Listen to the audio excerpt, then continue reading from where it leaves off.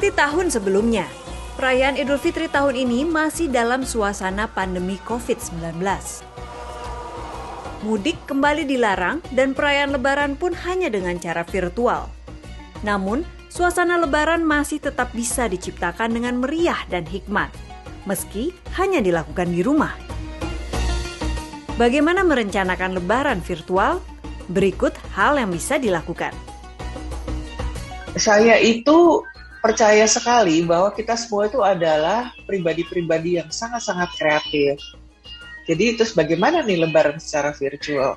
Kalau kita belajar dari keadaan, kemudian dari keadaan yang terburuk sekalipun gitu ya, kita harus menerima itu, kemudian menerimanya dengan ikhlas gitu ya, maka akan muncul banyak ide-ide kreatif supaya dalam keadaan yang paling buruk, kata orang paling buruk pun gitu ya, kita bisa survive, dan bukan hanya survive, kita juga bisa gembira ria di situ. Jadi tetap gitu menggunakan busana Lebaran seperti yang biasanya kita lakukan sebelum pandemi ya. Jadi berdandan itu penting meskipun kita ada di rumah gitu ya, atau kita ada di kamar. Terus boleh juga dihias kayak di sini ada bunga-bunga gitu kan, boleh juga ya, jadi background juga cantik gitu kan. Terus salad juga dilakukan ya, kemudian rumah itu dihias, ruangan juga dihias. Jadi untuk para single itu juga sangat bisa dilakukan.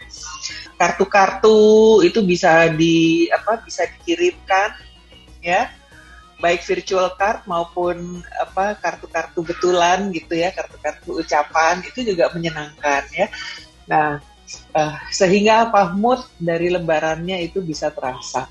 Terus makanan juga bisa diorder, atau mungkin ada yang kreatif dan bisa ya, bagus juga tuh menyiapkan makanan untuk porsi terbatas gitu ya. Dan itu bisa dilakukan sehingga semangat dari Lebaran tetap bisa dirayakan, diselenggarakan dan dirayakan bersama-sama meskipun lewat media virtual. Silaturahmi dengan sanak saudara dan teman-teman Lebaran dapat memanfaatkan teknologi.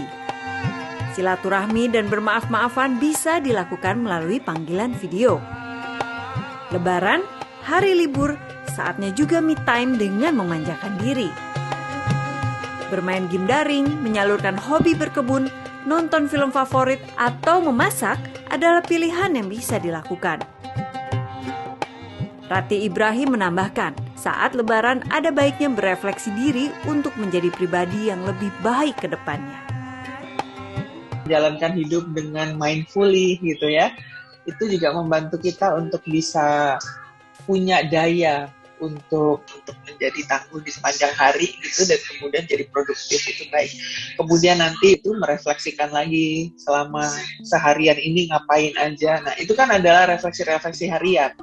Dan baik juga kalau kemudian dilakukan secara berkala atau di momen-momen istimewa seperti hari raya ya, membuat kita mudah-mudahan menjadi pribadi-pribadi yang juga lebih bijaksana, kemudian juga lebih mawas diri gitu ya, terus juga menjadi lebih baik lah sesuai dengan yang diharapkan oleh kita ya.